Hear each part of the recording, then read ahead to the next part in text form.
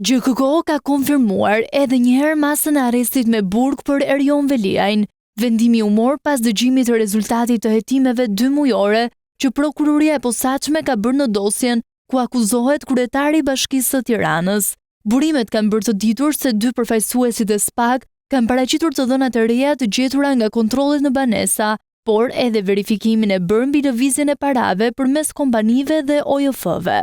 Po ashtu mësohet se para togave të zeza u paraqitën edhe të dhëna mbi përdorimin e telefonit të një prej efektivëve të grupit të shoqërimit. Në seancën e kësaj të mërkure u vendos po ashtu lënia në fuqi e arrestit në shtëpi për biznesmenin Elman Abule, i njohur edhe si Miki Veliajt. Më herët kryebashkiaku i Tiranës ka humbur edhe betejën në gjykatën e apelit, e cila po ashtu ka lënë në fuqi masën e arrestit në burg pas arrestimit që u bë më 10 shkurt të këtij viti. Procedimi ndaj Veliajt nisi me padinë e bërë nga Nesti Angoni, që rezulton të jetë pseudonim, duke e lënë anonim denoncuesin.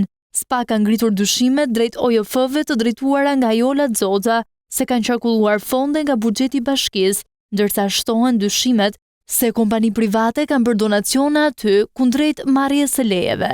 SPAK ka shtuar edhe shpenzimet që janë bërë duke deklaruar se janë përdorur karta bankare të personave të tjerë.